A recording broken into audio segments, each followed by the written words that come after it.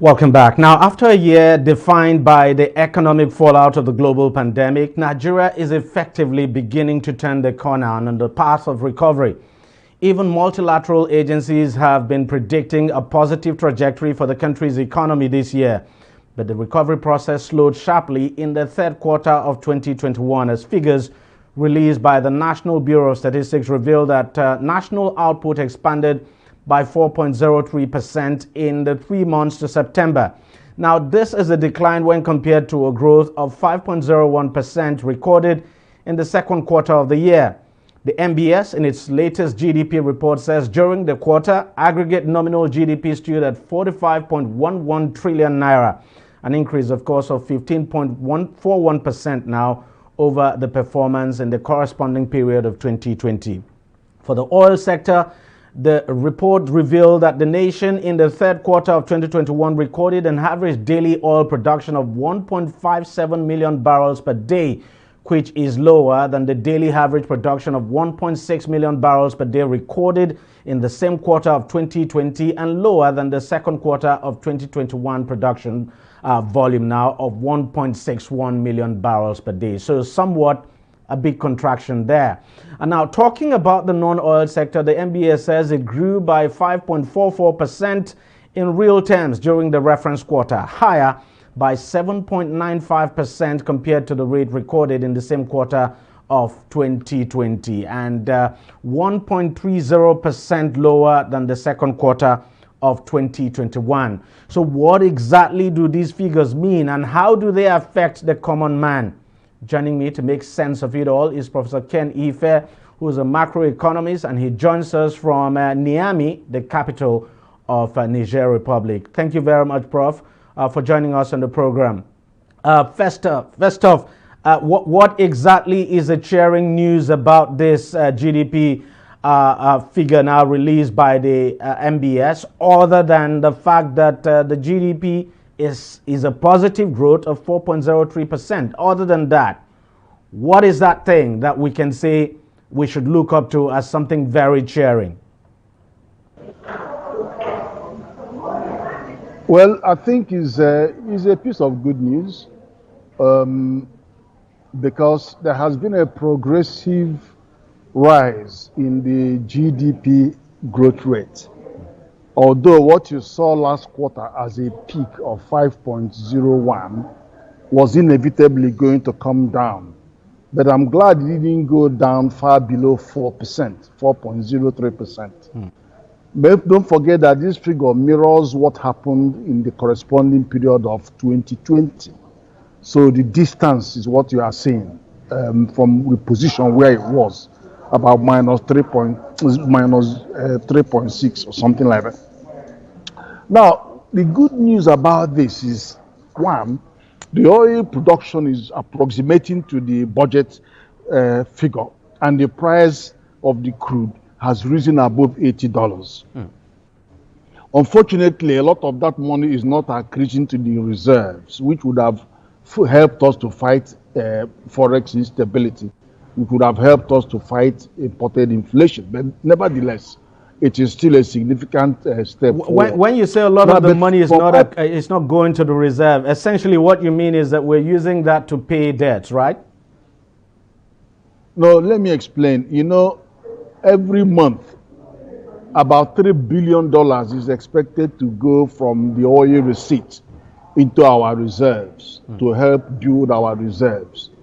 And so for the whole of this year, CBN has not been receiving that money, simply because the NNPC did a swap deal with the refiners of our crude.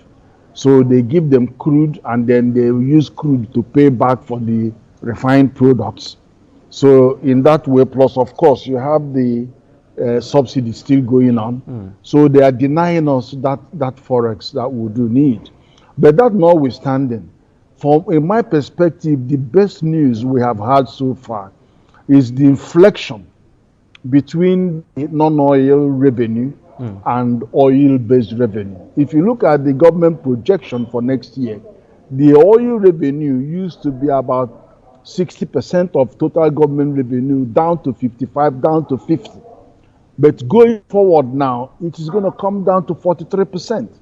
So what it means in effect is that the non-oil revenue has flipped over the oil revenue, which means that our ability to soak up any further fluctuation, these exothermic factors that we have no control over, forcing us into recession, is now going to diminish. So the risk of it crystallizing is now diminishing. So if by the following year we come down to 35%, oil being 35% of our revenue, the better. So that means our economy is getting more and more resilient.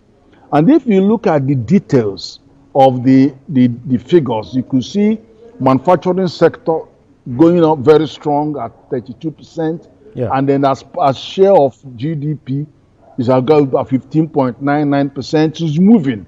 Trade has recovered fully to pre-COVID level, posting 14.84% growth rate. Remember that trade was in the negative territory for quite some time. And the area surrounding transportation, aviation, which are the accommodation and food service, has posted 19% growth rate.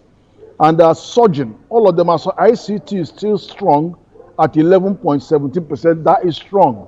And other ones like finance and insurance, even stronger, posting 26% and above. So all of those, finance, as you know, is benefiting from digital infrastructure and all the things going on to improve inclusion, and then the use of investment in all kinds of USSD, all kinds of manner of investment is going on now on the payment system to deal with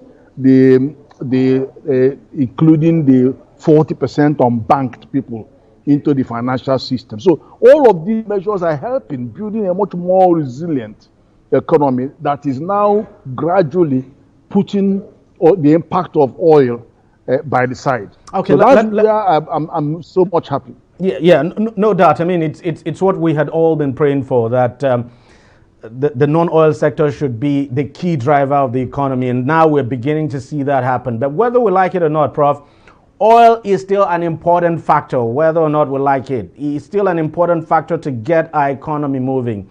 And of course, before the world does away with oil, as we know it's going to happen in the future, we have to make the best out of it before that happens. So what exactly would you say was responsible for the contraction now we saw in the oil sector?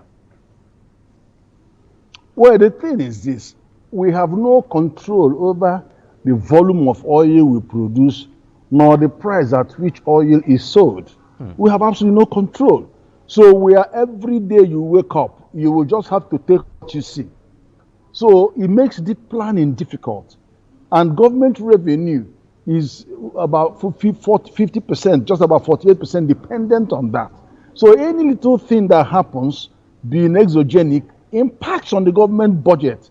And government starts behaving in all kinds of manner to try to borrow to make up for the shortfall, budget deficits.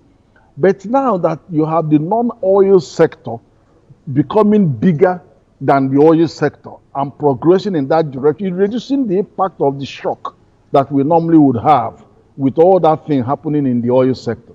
And of course, you can also see that the changes in the oil PIB, that's the PIA, that's the Petroleum Industry Act, is also making the fiscal authorities like FIRS say that their revenue will double by next year to over $10 billion. So what that means is that we may have less recourse to external borrowing. We may have less recourse to the amount required to service those debts. And then, so there is a lot more flexibility and more policy space that we are having just because of the inflection of the non-oil revenue over the oil revenue. It has been such a tremendous constraint on our economy. You can't plan when you don't know that you're going to get the revenue that you have planned to get. That's true. That's very true. Well, thank you very much, Professor Kenife, for joining us on the program and for sharing your thoughts with us. Thank you very much for your time, sir. My pleasure. Yeah. We'll take a short break now, and we'll be right back to continue the discussion. Stay with us. Opinions are free, facts are sacred, but truth is universal. How, in practical terms, can we, for instance, de-escalate the tension? President must see himself as the President of the Federal Republic. We know where the enemy is. 3 places. The Lake Chad Basin, the border area between Nigeria and Cameroon, and then the Sambisa Forest. On Digi 360, we give you a complete dose of everything. Opinion, facts, and undiluted truth. I hardly believe what politicians say in this part of the world. A new Nigeria is possible, a future is possible. We delve into the issues, dissect it so that you can understand it, and use it to take action. I don't think there's any need for any governor to look for grant for ranching. Digi 360, dissecting the issues.